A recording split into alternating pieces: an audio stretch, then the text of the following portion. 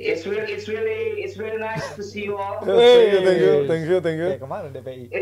Is this English version or? No. I'm Panji. I'm not Adiani. Alright. Ya kalau langsung ke, ya sebelumnya saya menyapa dulu ada Panji, ada Rizal, ada Faye, ada Firzi ya. Yes. Dan juga teman-teman di belakang layar semua yang terus mensupport karena ya Cibret Media ini keterlaluan emang ya. Ini kita DPI jalan, ada yang mau bikin The Juara, ada yang ke Tranmere. Ini saya pikir ngalah-ngalahin medianya Firzi ini. Wah. Gimana ya Bang?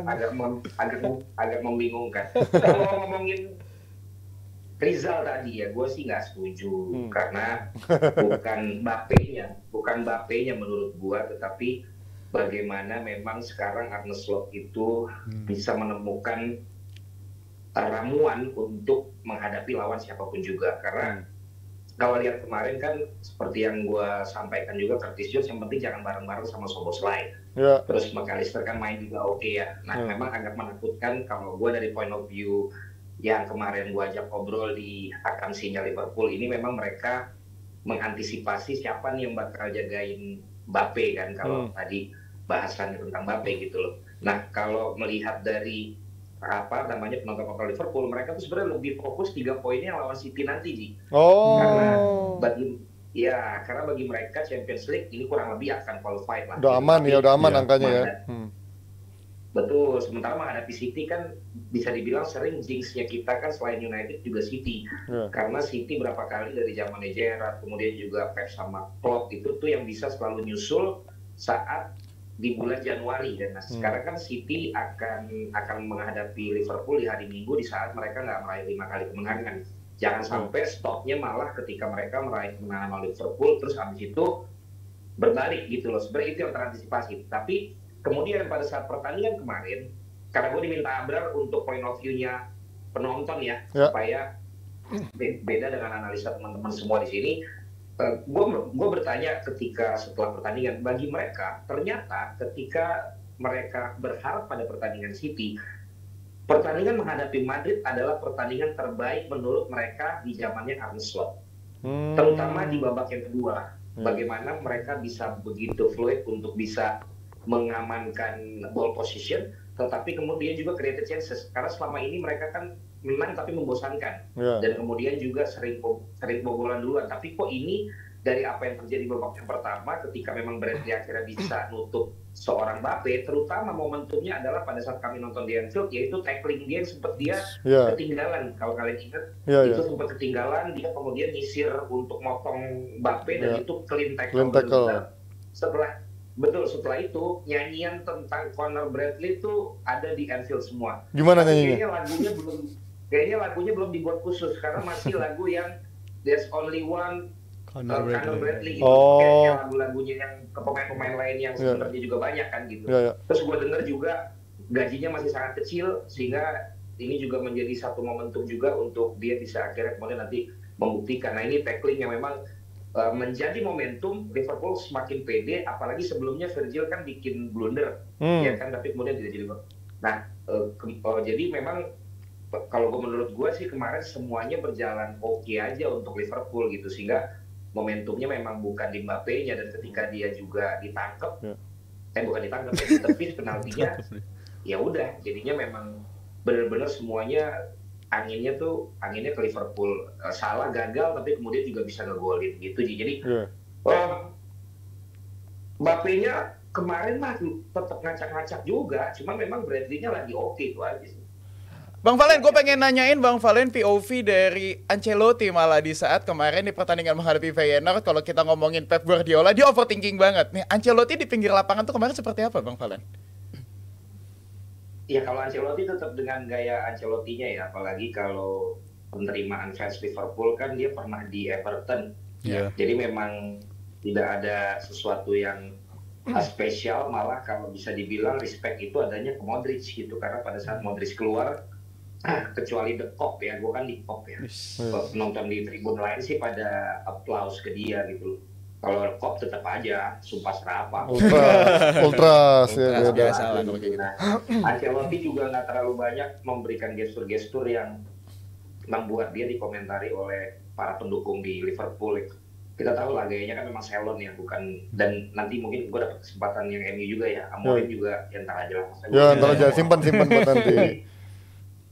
Jadi kalau Ancelotti nggak terlalu banyak cerita sih di situ. Nah, ada satu tambahan yang gue juga mau sampaikan bahwa sebelumnya kalau akamsi ya, ini kan kita tahu bahwa kalau tribun lain kan memang lebih yang suportif lah penontonnya ya, baik itu yang dari Inggris sendiri, Liverpool sendiri, ataupun juga turis-turis gitu. Tapi kalau Klopp kan memang pemegang seasonal ticket yang memang orang situ ya. Dan gue perlu jelaskan ke kalian, sebenarnya Liverpool itu kawasan yang dihindari orang ya, karena memang itu kawasannya lebih kaum menengah ke bawah yang buruh yang kaum pekerja gitu. Jadi sebelum Anfield seperti ini, sebenarnya orang nggak ada yang mau tinggal di Anfield, karena istilahnya lo kalau misalnya kalau di Indonesia tuh ada di salah satu kota yang kalau lo patokannya lo nyampe kota itu adalah ketika jam lo udah hilang, berarti lo nyampe kota itu gitu, karena diembat orang gitu. Tapi sejak direnovasi, sejak menjadi satu international club yang banyak favoritnya, sekarang udah jauh berkurang.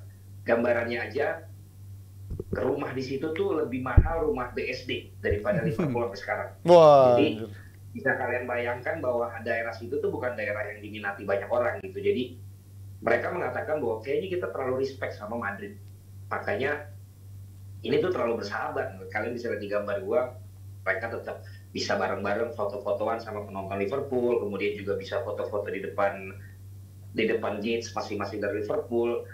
Dan bagi mereka yang lebih mereka teror adalah Barcelona.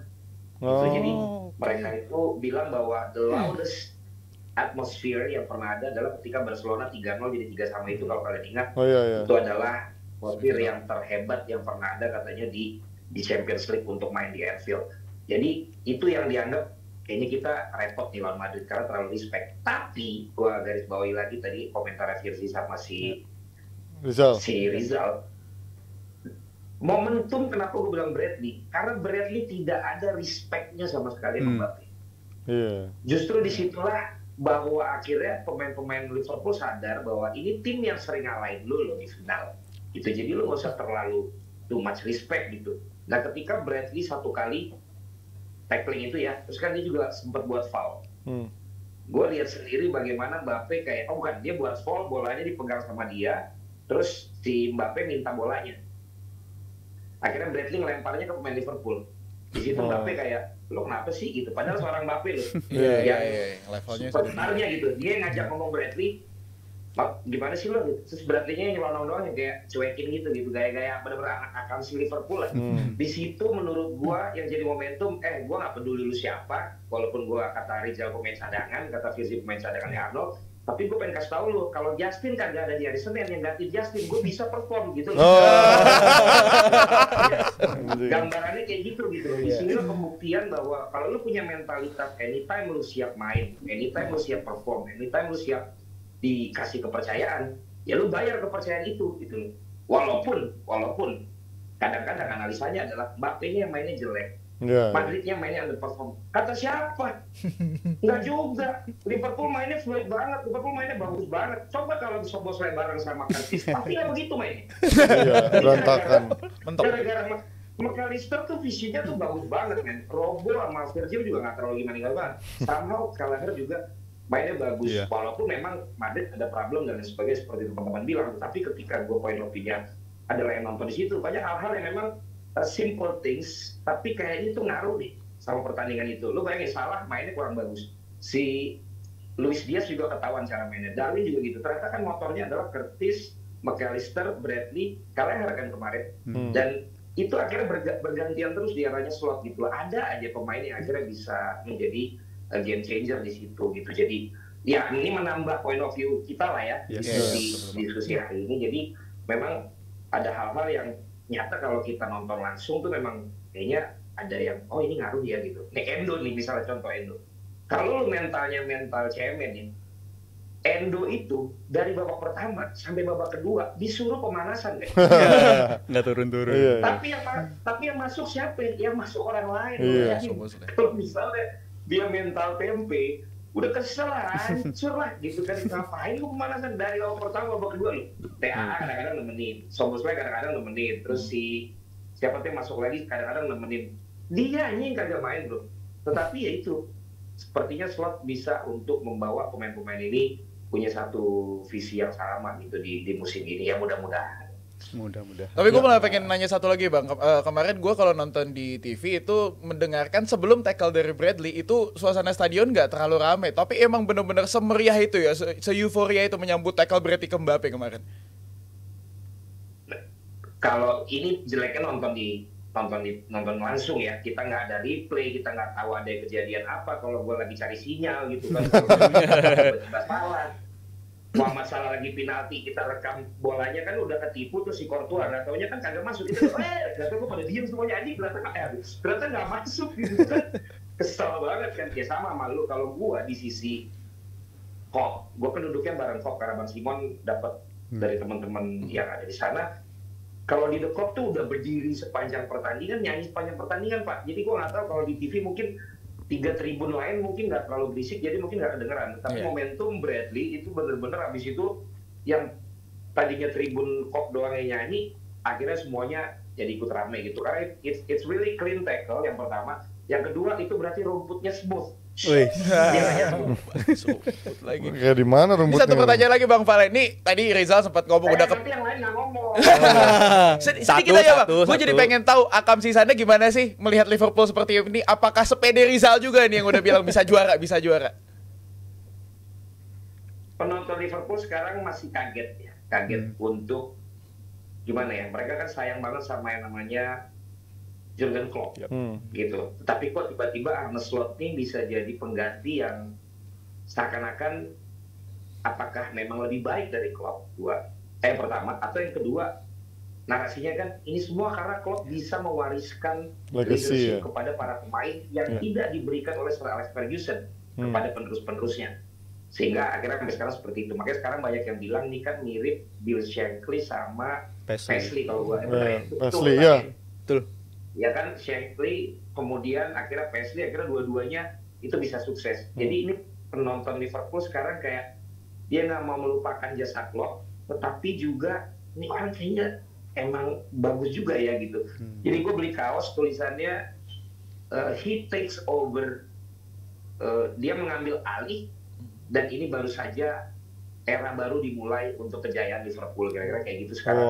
Narasinya baju-baju yang unofficial dijual di pinggiran-pinggiran jalan Liverpool. Nah itu juga tadi Pak Wandi bilang akan ada 10 giveaway dari Liverpool untuk para jebret tim yang nanti bisa dipantau di sosial media, jadi akan ada hadiah. Kalau dari Old Trafford mungkin mintanya sama Mardel. Beda soalnya. Beda. Jebret tim tuh didengerin ya, jebret tim ya, nanti akan ada giveaway merchandise dari Liverpool. Bang Valen nanti tungguin lagi ya, kita bakal bahas Manchester United, balik lagi ke Bang Valen ya.